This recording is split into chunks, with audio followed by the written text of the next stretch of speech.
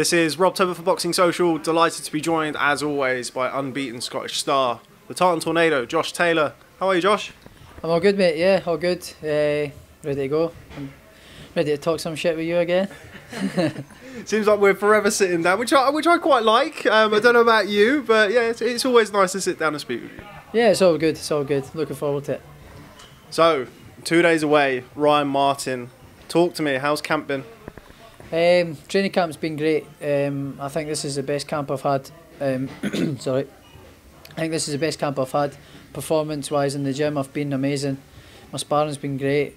My running's been great. My weights have been great. Everything I've been doing has been great. I've been smashing on my personal bests and everything, and getting stronger, getting faster and sharper in the ring. My sparring's been amazing. So I'm feeling really confident in going in on Saturday, and I just want to get in there now. I'm ready to go. All the talking's done, everything's done. I just want to get in there now. Now, you're somebody who I've been fortunate enough to be around for your last couple of camps, particularly in the build-up to your fights. You seem a lot more relaxed in this fight. Considering it's the first round of the World Boxing Super Series, there's still a lot at stake. I wouldn't say I'm surprised, but it's interesting to me that you are so relaxed ahead of this fight. Why do you think that is? Just experience, I think. Going into the last fight, the things I did wrong, the things I did wrong in camp, I've taken that into this camp, you know, and I'm much more settled for one. I've got my own place in London now, instead of opposed to staying in a hotel room for 14 weeks, sharing a room, and travelling an hour in and out to the gym and all that sort of stuff, and not getting home late at night and missing meals and all that because I wasn't getting home till late at night. So whereas I'm just a mile up the road for the gym.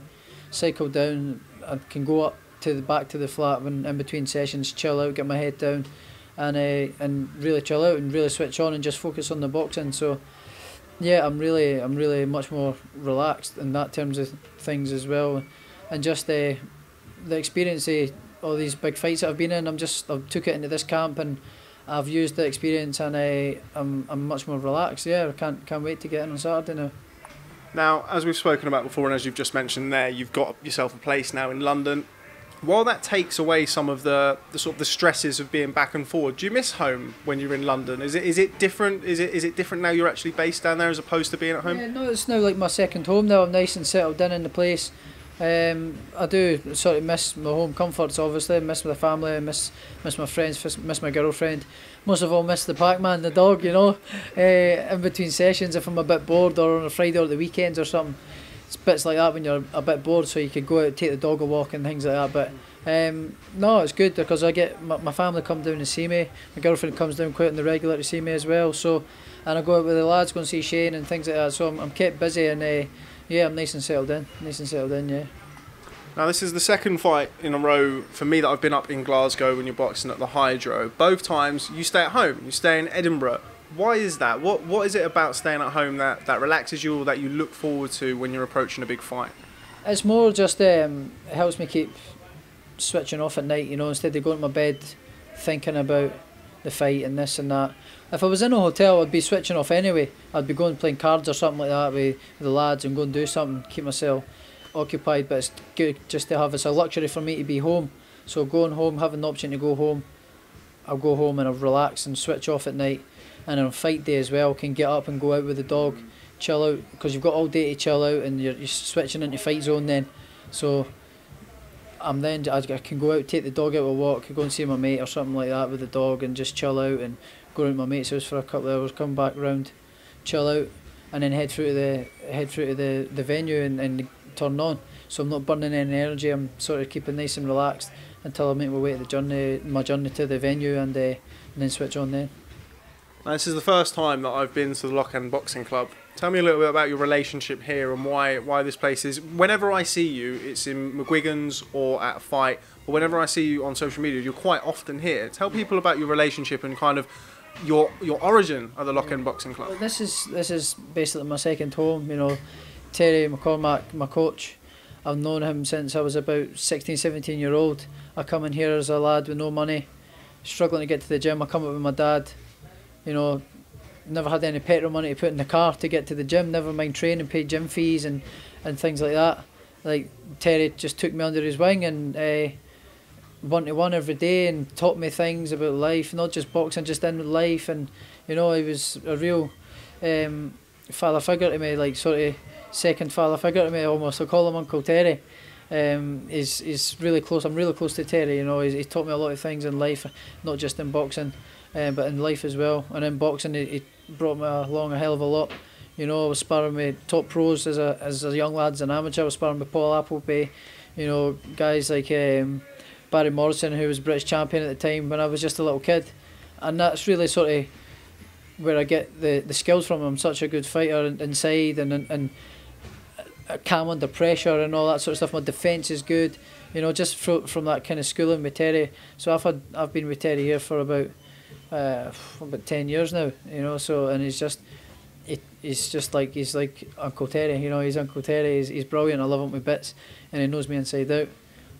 Commonwealth Games, during the Commonwealth Games, he was meeting me at Peter Harrison's gym outside the village. I was sneaking outside the village away from the coaches, telling them I was going to do my laundry in between my fights and going away and do sessions with Terry in Peter Harrison's gym, and it's just things like that. He would really, he's got my back to the end of the world, you know, and I love him a bit. So this is definitely a second home for me. In between fights, I'm here all the time. If I'm not training, I'll come in and see Terry. I'll go up and see Terry and get a cup of tea and things like that. So he's brilliant. What's it like coming back here now? I mean, you just mentioned being 16, 17 years old, not having enough petrol to even get to the gym. Now you're on the verge of certainly world titles, if not superstardom. Is it different for you now? Do people treat you the same? I mean, I was outside, I was fortunate to, the young kids just left down and said, oh my God, Josh Taylor's in there. That must, like, considering where you've been and where you are now, that must be an incredible journey and something to think about. Yeah, it's great. I mean, all the lads that I know in here at the gym just treat me the same, you know, which is great. They just treat me the same, and as they always have a good laugh, slag me to bits, and, you know, get the piss ripped out of me every time I come in, which is great. And I don't really see much of the kids in here because they train at night. I'm training through the day. So when I come in and see the kids and they ask for pictures, we take them with me and with the belt and all that sort of stuff, it's really good. It's really comforting, and it's good to know that a younger generation coming through are inspired. I'm inspired by a younger generation, the local community here. So yeah, it's really good, really good. How important is that Scottish fan base? This is now the second fight at the SSE Arena in Glasgow. World Boxing Super Series, you're contracted, you might have to travel. Is that something that you've thought about? Is being based in Scotland important to you, certainly in the future? No, I'd love to. Obviously, I'd love to have all my big, massive fights here. Just due to the fact of having the Scottish fans and giving the fans big nights, you know, big title fights and nights to remember. I would love to have them all here, but I'm open to going anywhere. You know, I'm actually relishing and really loving the fact that I might be going away. You know, the next fight probably will be away, you know, and see parts of the world that I probably would never see if I was going to go on holiday or choose to go somewhere, you know. So it's I'm looking forward to it and seeing more parts of the world and different ways of life. And it's like sort of going back to the amateur days, doing that sort of stuff, eating different food, doing different music and all that. Yeah, it's really good. So I'm really looking forward to it. Now, something else that's always striking to me, probably one of the most appealing parts of kind of covering you and being close to you in the camp is the relationship you have with your stablemates. Now, I was in here watching you all get changed and having a bit of a laugh. Tell me a little bit about what it's like at McGuigan's gym and how having these guys... I mean, we've travelled 2 hours just to come here because obviously it's more convenient for you. This is what you want to do. The relationship is very, very strong in the camp. That must help you. 2 hours to get for Glasgow to here. Well, I wasn't driving, Josh was. I'm away on the East Coast and it takes me about 45 minutes. So don't know what where you were going like. Well, we were using your car. Aye, that's starts to bits as well.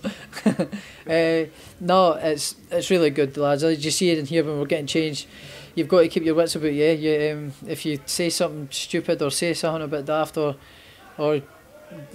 catching on to things and that, you get the piss ripped at you, and this can be quite brutal.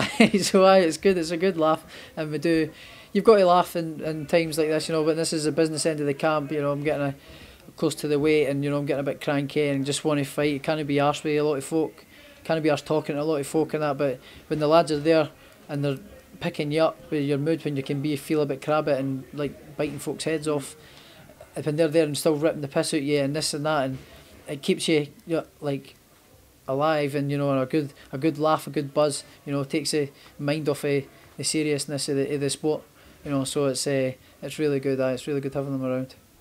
What have you made of Ryan Martin this week? Seems to be quite a cool customer. Doesn't seem to be phased about fighting in Glasgow. Should he be? I think he probably is. I think he's putting on a wee bit of a face. I don't think he's travelled anywhere really outside America, pro or amateur. So I think he probably is playing on his mind a little bit. But that's no. I don't think that's going to affect the fight, because once the bell goes, your nerves and that are out the window. It's then business time, you know. So I'm not thinking about any of that. But it might have a wee effect on him. Yeah, definitely. Aye. What can you tell me about him as a fighter? Are you a studier? Are you somebody who sits up and watches YouTube until the early hours when you've got an opponent, or are you very much a case of kind of getting a gist of it and leaving it into the hands of Shane to prepare you? Yeah, kind of like that. But when I got matched up with him, I watched a few of his fights, you know, over and over a couple of times, you know, and picked up on things that he's good at, picked up on things that he's not so good at. A lot of similarities in a lot of his fights. You know, he's kind of fights the same way. It's fucking. We've just been interrupted by former trainer of the year, Shane McGuigan. We'll get back to it now. We're kind of lost where we are. Let's move on. World Boxing Super Series. Anyway, I think we're going on saying about Ryan. What do I think of him as a fighter? He's a very good fighter. He's solid all round, and I've got my hands full on Saturday, but I'm very confident. Very confident. Have you watched much of the World Boxing Super Series, the rest of the tournament? I think Shane, will you please not do that? Interrupted by an esteemed group of professionals here. Terrible. Have you watched much? Yeah, you said that, not me. I've already sparred with Shane. I don't fancy doing that again. What have you made of the rest of the tournament? Have you watched any of it? Hey, I've watched bits and bobs of it. Obviously, I never watched the fights at the weekend there. But I've watched it since the start of the season 2. I'm getting all tongue tied here. Season 2, I've watched the other fights. But yeah, it's been really good. It's been a good platform, getting good following, and the documentaries and stuff like that as well. It's been really good. So I watched the documentary the other night, and the one that they done with us for this fight at the weekend, and it's got me real pumped. I can't wait. It's been brilliant. I know you didn't watch the fight at the weekend, but Ivan Baranchyk stopped Anthony Yigit. Yigit's somebody I know that you've watched closely in the past, a rumoured fight between you two. Did that result surprise you at all? No, not really. I kind of thought it was going to go that way. I thought Baranchyk probably would have stopped him. I've seen bits of the fight. I've not seen it all, but I've seen bits of it. And Yigit came out and had a go, by the looks of it, you know, came out and sort of tried to put it on him. But obviously never had the strength for the power to keep it up, and what happened.